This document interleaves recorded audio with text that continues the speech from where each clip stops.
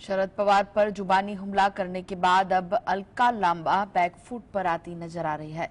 BJP के सवाल पर उन्होंने कहा है कि वह उनका निजी बयान है, कांग्रेस का इससे कुछ भी लेना देना नहीं है।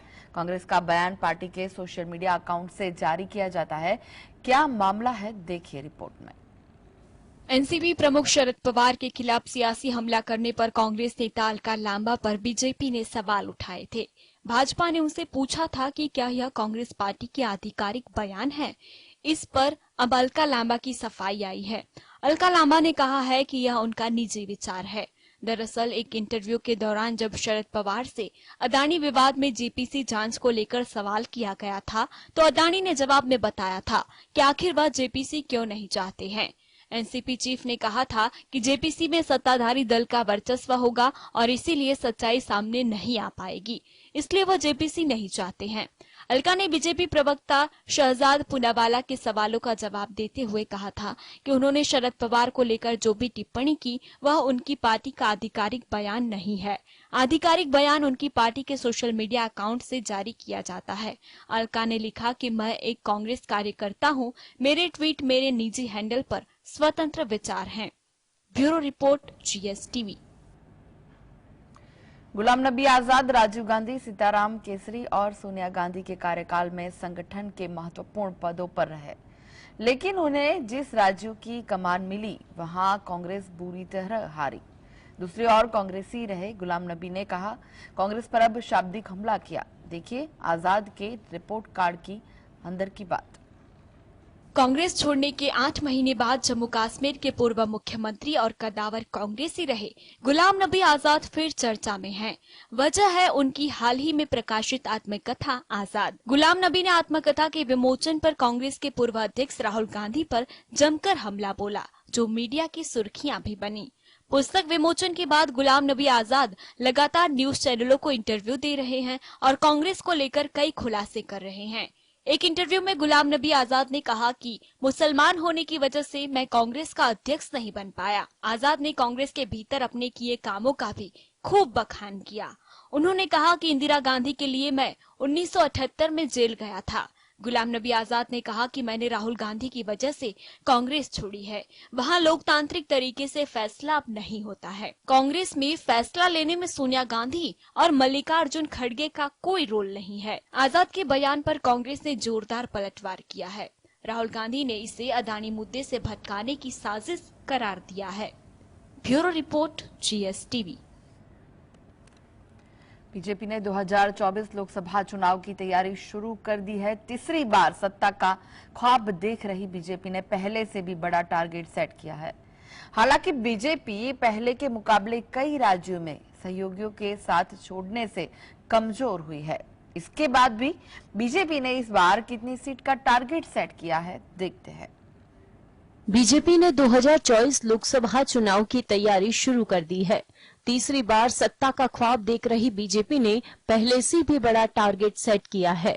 हालांकि बीजेपी पहले के मुकाबले कई राज्यों में सहयोगियों के साथ छोड़ने से कमजोर हुई है। इसके बाद भी बीजेपी ने इस बार 400 का टारगेट सेट किया है। दरअसल बीजेपी महाराष्ट्र में अपने सहयोगी शिवसेना को दो फाड़कर उद्धव गुट को अपने खिलाफ कर दिया है। वहीं बिहार में बीजेपी की सहयोगी जेडीयू भी बीजेपी का साथ छोड़ चुकी है।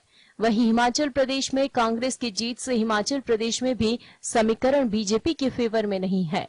पंजाब में अकाली दल भी बीजेपी का साथ छोड़ चुकी है। ऐसे में बीजेपी 160 सीटों पर जीत में कठिनाई महसूस कर रही है। गौरतलब है कि बीजेपी ने तीसरी बार सत्ता में काबिज होने के इरादे से 2024 लोकसभा चुनाव की तैयारी शुरू कर दी है।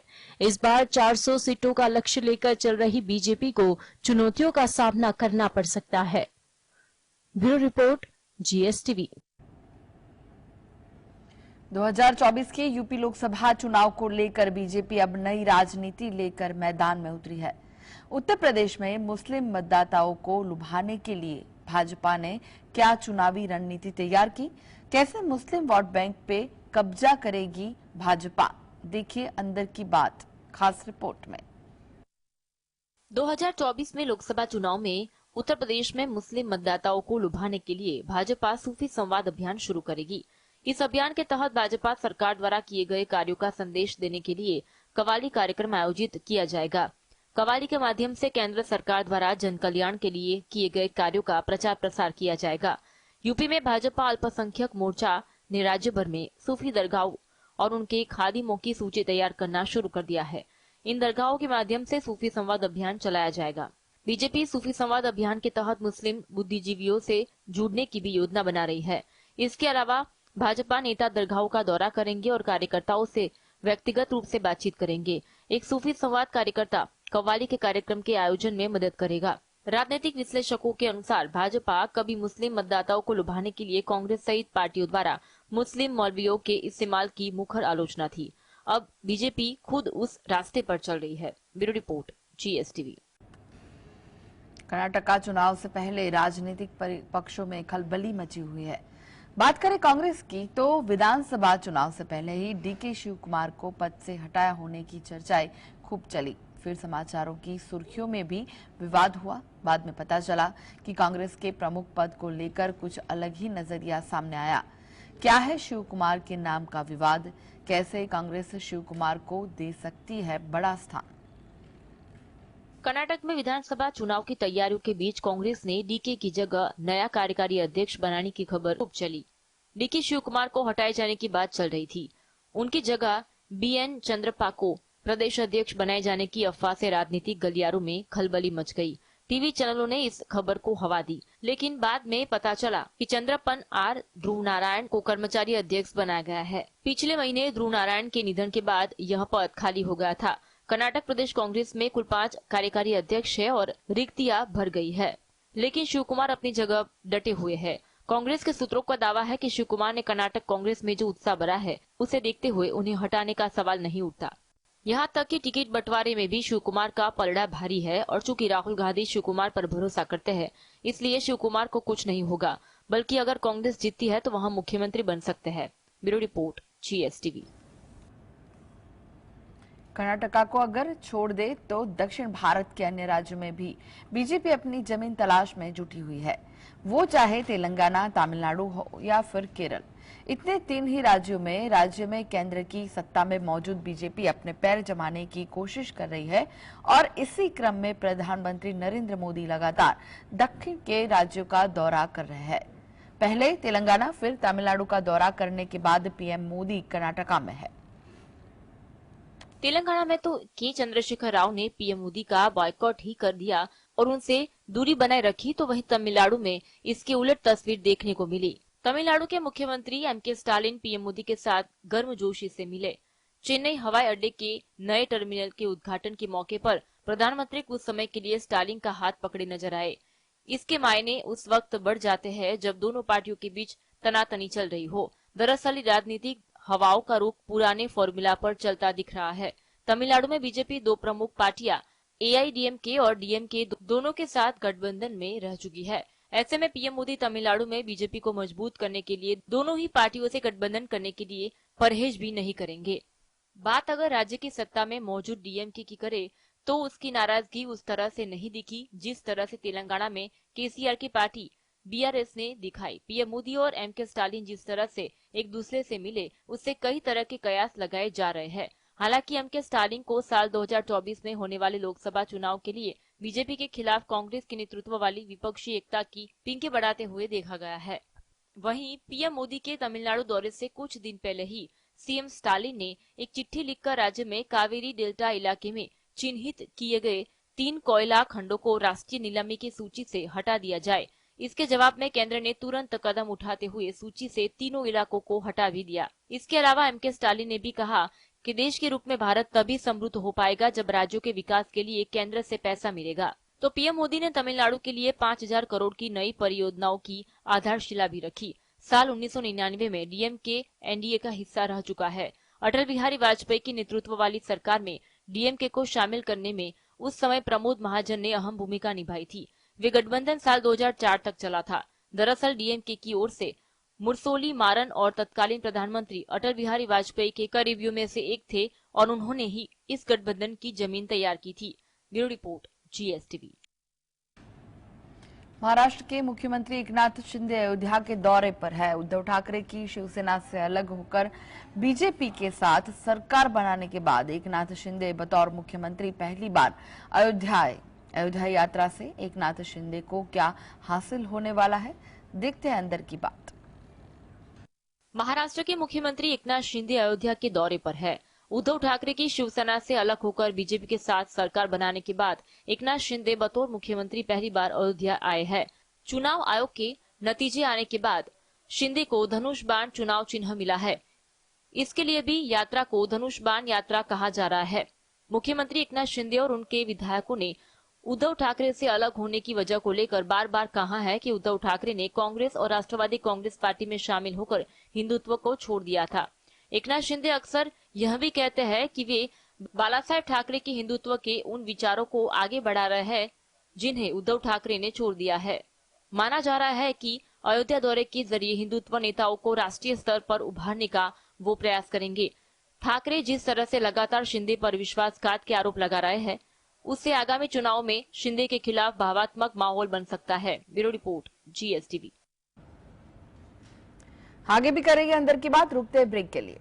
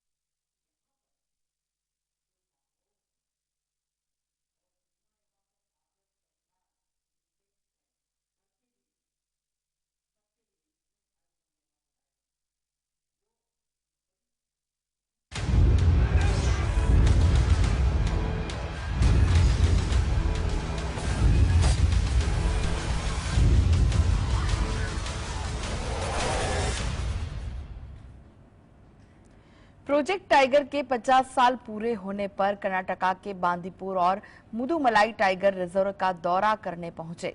पीएम के इस दौरे को लेकर कांग्रेस ने खूब सवाल उठाए। कांग्रेस की ओर से कहा गया कि जहां जंगल सफारी का आज पीएम मोदी आनंद ले रहे हैं, वो परियोजना 1973 में कांग्रेस सरकार के दौरान ही लागू की गई थी। प्रधानमंत्री नरेंद्र मोदी रविवार को प्रोजेक्ट टाइगर के 50 साल पूरे होने पर कर्नाटक के बांदीपुर और मुदुमलाई टाइगर रिजर्व का दौरा करने पहुंचे। इस दौरान बांदीपुर टाइगर रिजर्व में सफारी का आनंद लिया और कैमरे से कई तस्वीर भी क्लिक की। इसके अलावा पीएम मोदी कुछ हाथियों को अपने हाथों से गन्ना खिलाते दिखे। पीएम मोदी के इस दौरे को लेकर कांग्रेस ने सवाल खड़े किए और इसका क्रेडिट पूर्व प्रधानमंत्री इंदिरा गांधी को दिया। कर्नाटक कांग्रेस के आधिकारिक ट्विटर हैंडल से ट्वीट कर भी पीएम मोदी पर हमला बोला गया। ट्वीट में लिखा गया, कांग्रेस ने 17 साल में क्या किया है। यह कांग्रेस सरकार थी जिसने 1973 में बांदीपुर बाघ संरक्षण परियोजना लागू की थी, जहां आप आज सफारी का आनंद ले रहे हैं। ये उसी का परिणाम है कि आज बाघों की संख्या में काफी इजाफा हुआ है। इसके अलावा कांग्रेस ने तंज कसते हुए लिखा, पीएम मोदी से खास अपील है कि बांदीपुर को अडानी को मत बेचिए। अब इस पर सियासत रंग लाती सामने आ रही है। गौरतलब है कि आज पीएम मोदी ने मुदुमलाई टाइगर रिजर्व में थेपाकड़ू हाथी कैंप का दौरा भी किया। यह वही हाथी कैंप है जिसमें Oscar winning film the elephant whispers वाला लघु भी रहता है। Bureau report, GSTV। कांग्रेस ने पीएम मोदी के बांदीपुर टाइगर रिजर्व जाने को तमाशा कहा है। जयराम रमेश ने कहा कि पीएम मोदी प्रोजेक्ट टाइगर का क्रेडिट ले रहे हैं। क्या कांग्रेस ने बीजेपी पे शाब्दिक हमला किया, देखते हैं रिपोर्ट। प्रधानमंत्री नरेंद्र मोदी रविवार को कर्नाटक में चामराजनगर स्थित बांदीपुर टाइगर रिजर्व के दौरे पर थे।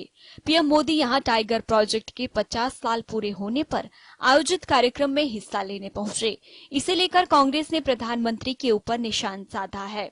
कांग्रेस नेता जयराम रमेश ने कहा है कि प्रधानमंत्री भले ही सुर्खियां बटोर ले, लेकिन हकीकत इससे उलट है। जयराम रमेश ने ट्वीट कर लिखा, आज पीएम बांदीपुर में 50 साल पहले लॉन्च हुए प्रोजेक्ट टाइगर का पूरा क्रेडिट लेंगे। वह खूब तमाशा करेंगे, जबकि पर्यावरण, जंगल, वन्य जीव एवं वन क्षेत्रों में रहने वाले आदिवासियों की रक्षा के लिए बनाए गए सभी कानून ध्वस्त किए जा रहे हैं। वह भले ही सुर्खियां बटोर ले, लेकिन हकीकत बिल्कुल उलट है। रविवार सुबह बांदीपुर टाइगर रिजर्व जाने के पहले पीएम मोदी की एक तस्वीर सामने आई, जिसमें वह एडवेंचर गॉलेट स्लीवलेस जैकेट लिए, ब्लैक हैट, खाकी पैंट, प्रिंटेड टी शर्ट और काले रंग की जूते पहने हुए नजर आए। Bureau report, GSTV। अभी डिग्री को लेकर घमासान चल रहा है, वहीं आम आदमी पार्टी ने लॉन्च किया है डिग्री दिखाओ अभियान। आखिर क्या है ये अभियान और क्या है इसके मायने, आइए जानते हैं। आपने अब डिग्री दिखाओ अभियान लॉन्च किया है, जिसमें आतिशी ने मीडिया के सामने दिखाई अपनी डिग्री और कहा कि धीरे धीरे आम आदमी पार्टी के सभी नेता डिग्री दिखाएंगे। हम बीजेपी से भी अपील करते हैं कि वो भी अपनी डिग्री दिखाए। आतिशी ने कहा कि मैंने DU से BA किया है, ऑक्सफोर्ड से 2 मास्टर डिग्री की है, सब ओरिजिनल है। मैं आज सब नेताओं से अपील करना चाहती हूँ कि सब लोग अपनी डिग्री दिखाए, विशेष रूप से बीजेपी नेता भी अपनी डिग्री दिखाए। गौरतलब है कि आतिशी अरविंद केजरीवाल सरकार में शिक्षा मंत्री है और आतिशी ने अपनी डिग्री दिखाकर यह अभियान लॉन्च किया, जिससे आगे के दिनों में आपके अभियान की वजह से मामला और तूल पकड़ेगा, जिसमें कोई दो राय नहीं है। Bureau report, GSTV। दिल्ली के LG VK सक्सेना ने मुख्यमंत्री अरविंद केजरीवाल पर जोरदार पलटवार किया। उन्होंने आप संयोजक पर तंज कसते हुए कहा कि कुछ लोग IIT से डिग्री लेकर भी अशिक्षित रह जाते हैं। डिग्री विवाद में दिल्ली के LG VK सक्सेना ने दिल्ली के मुख्यमंत्री अरविंद केजरीवाल पर जोरदार पलटवार किया है। उन्होंने आम आदमी पार्टी के संयोजक पर तंज कसते हुए कहा कि कुछ लोग IIT से डिग्री लेने के बावजूद अशिक्षित रह जाते हैं। उन्होंने यह भी कहा कि किसी को अपनी डिग्री पर गुमान नहीं होना चाहिए। LG ने केजरीवाल की ओर से पीएम मोदी की शिक्षा को लेकर दिए बयानों पर प्रतिक्रिया में यह बात कही। यमुना सफाई के लिए महत्वपूर्ण नजफगढ़ नाले की सफाई का जायजा लेने पहुंचे LG ने जब मीडिया से उन्हें सवाल किया तो उन्होंने केजरीवाल पर तंज कसा था। गौरतलब है कि केजरीवाल IIT से इंजीनियरिंग कर चुके हैं और IRS अधिकारी रहे हैं। दिल्ली के CM अरविंद केजरीवाल पिछले कुछ समय से प्रधानमंत्री मोदी की शिक्षा पर सवाल उठा रहे हैं। वहां पीएम मोदी की डिग्री सार्वजनिक किए जाने की मांग काफी समय से करते रहे हैं। हाल ही में कोर्ट ने केजरीवाल को इस मुद्दे पर झटका देते हुए 25,000 रुपए का जुर्माना लगाया था। Bureau report, GSTV। बिहार सरकार में मंत्री तेजपाल प्रताप साथ अभद्रता का मामला सामने आया। आरोप है कि होटल प्रबंधन ने उनके सुरक्षा कर्मियों का सामान उठाकर बाहर फेंक दिया। क्या था पूरा मामला, देखते हैं रिपोर्ट में। बिहार के वन एवं पर्यावरण मंत्री तेज प्रताप यादव का सामान वाराणसी के एक होटल से बाहर फेंके जाने के मामले पर सियासी आरोप प्रत्यारोप शुरू हो गया है। राजद का आरोप है कि लालू यादव के परिवार को जानबूझकर परेशान किया जा रहा है। इसके तहत मोदी के निर्वाचित क्षेत्र में तेज प्रताप को रात 1 बजे बिना बताए उनके कमरे से बाहर ले जाया गया और उनका सामान होटल के रिसेप्शन पर छोड़ दिया गया। तेज प्रताप अपने दोस्तों के साथ उसी घाट गए थे और लौटते समय सामान गिर गया। इस मामले में तेज प्रताप की निजी सहायक मिसाल सिन्हा ने थाने में लिखित शिकायत दर्ज कराई। होटल प्रबंधन के मुताबिक तेज प्रताप को दोपहर 12 बजे कमरा खाली करना था, लेकिन उन्होंने कमरा खाली नहीं किया। तेज प्रताप का सामान दूसरे कमरे में रखा जा रहा था, लेकिन उनका स्टाफ जा चुका था। तेज प्रताप ने आरोप लगाया कि बिना अनुमति के उनका कमरा खोलकर उनकी सुरक्षा को खतरा है। Bureau report, GSTV। राजस्थान में एक युवक ने दलित महिला को रेप के बाद जिंदा जला दिया। पीड़ित महिला ने इलाज के दौरान अस्पताल में दम तोड़ दिया। इस घटना के बाद महिला के परिवारजनों का गुस्सा गहलोत सरकार पर फूट पड़ा। वहीं घटना को लेकर प्रदेश में राजनीतिक उबाल आ गया है। भाजपा ने कांग्रेस पर निशाना साधते हुए सरकार की नाकामी बताया है। राजस्थान के बाड़मेर में दलित महिला से रेप और एसिड डालकर जलाने के मामले में राजनीतिक भूचाल आ गया है। राजस्थान के बाड़मेर जिले में 6 अप्रैल को बालोतरा कस्बे की एक 45 वर्षीय दलित महिला के साथ उसके पड़ोसी ने कथित रूप से रेप किया। इसके बाद थिनर डालकर उसे आग के हवाले कर दिया।